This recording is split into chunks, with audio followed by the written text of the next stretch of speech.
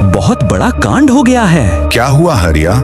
गला क्यों फाड़ रहा है इतने सुबह? क्या हुआ? सेठ जी की बहन कमला, उसकी मौत हो गई। सुना है रात को तहखाने में उसकी लाश मिली। ये सुनकर राइस्टार का दिल जैसे सीने में धड़कना बंद कर गया। उसकी जुबान सूख गई। कमला की मौत, क्या वो वाकई बेहोश थी या उसने अनजाने में? अरे इतना क्या सोच रहा है? चल जल्दी, गांव में हड़कंप मचा है। राइस्टार चुपचाप रमेश के पीछे चल पड़ा, मगर उसका मन अब तहखाने की उस रात में अटक गया था। मतलब राइस्टार ने कमला को बेहोश करने के बजाय उसे मार ही डाला था। हाँ रिया, राइस्टार ने कमला को मारा, शायद अनजाने में, शायद डर में, मगर उसकी लाश तहखाने में पड़ी थी और वो मूर्ति थूंग थूंग साहुर गायब थी।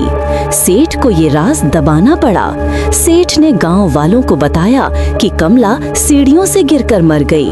रात का वक्त था, कोई सवाल नहीं उठा, मगर सेठ जानता था कि मूर्ति चोरी हो चुकी है। शायद उसे डर था कि अगर सच सामने आया तो खानदान का वो अंधेरा राज सबके सामने खुल जाएगा।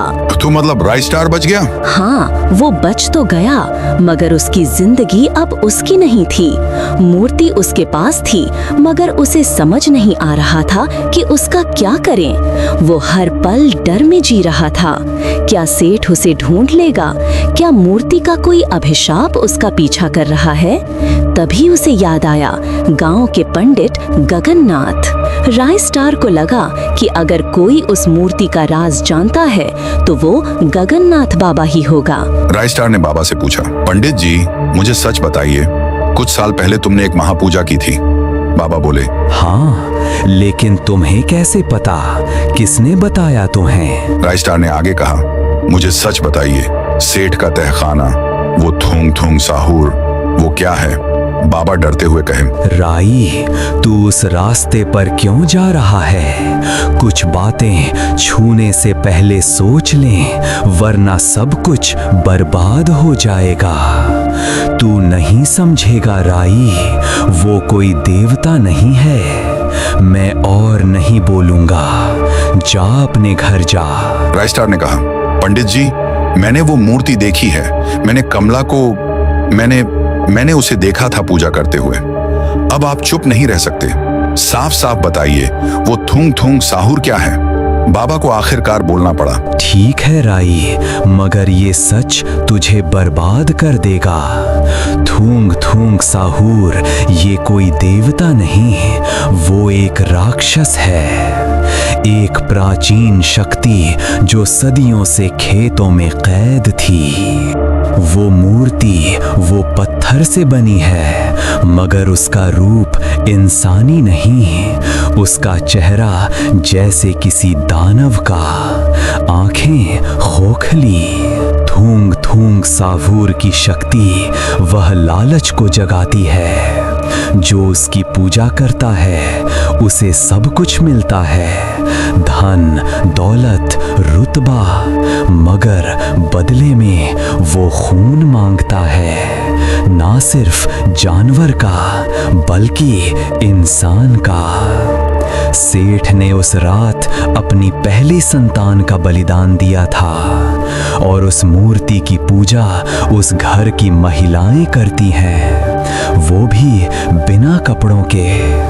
उम्र के 18 साल होने के बाद से उन महिलाओं को वो पूजा करनी अनिवार्य है, नहीं तो सेठ की दौलत उसी बलिदान उसके साथ मिट जाएगा। मुझे पता है तूने वो मूर्ति चुराई है, अब तुम अपने बेटे की बलि दे पाओगे। भाग जा राई, वरना तेरा खानदान भी उसी अंधेरे में डूब जाएगा। वो झोपड़ी से बाहर निकला, तभी अचानक उसके पैरों तले जमीन खिसक गई। वो लड़खड़ाया, सामने देखा तो सेठ जी खड़े थे। उनकी आंखें आग की तरह दहक रही थीं, साथ में कई सारे लोग थे। सेठ जी ने गुस्से से कहा, सुअर की औलाद, तेरी इतनी हिम्मत कि हमारे घर में दखल अंदाजी करे। क्या? वो सेठ जी, आप क्या बोल रहे हैं? मुझे कुछ नहीं समझ आ रहा। मेरे टुकड़ों पर पलने वाला तू हमसे नमक हरामी करता है। तुझे क्या लगा मेरी नजर तुझ पर नहीं पड़ेगी? क्यों रमेश, बराबर कहा ना मैंने? जी सेठ जी, राइस्टार को मैंने उसी रात आपके घर से भागते हुए देखा था। राइस्टार, मुझे माफ कर दे दोस्त, मैंने सेठ जी का नमक खाया है। मैं नमक हरामी नहीं कर सकता, ये पापी पेट का सवाल है, इसीलिए बताना पड़ा। अगर इस दुनिया में हर कोई हमारे जैसा अमीर होगा तो हमारे लिए काम कौन करेगा? आज तू काम करता है, कल तेरे बच्चे, फिर उनके बच्चे। तुम हमेशा हमारे तलवों के नीचे रहोगे राई, अब भी और आगे भी। तुम अपने परिवार के लिए जान दांव पर लगाते हो, मगर हम पैसे के लिए परिवार को दांव पे लगाते हैं। इससे पहले कि राइस्टार कुछ कह पाता, सेठ ने चाकू से राइस्टार का सर ही धड़ से अलग कर दिया। वो और उसका सर दोनों जमीन पर गिर पड़े। उसकी आंखें धीरे धीरे धुंधली हो रही थीं। उसके सामने उसके परिवार की आखिरी यादें उभरी। उसकी पत्नी का चेहरा जो रात को खाना परोसते समय मुस्कुराती थी, उसके बच्चों की हंसी जो खेतों में खेलते थे, और वह छोटा सा मिट्टी का घर जो अब अनाथ हो जाएगा। एक आखिरी सांस के साथ राइस्टार की आंखें बंद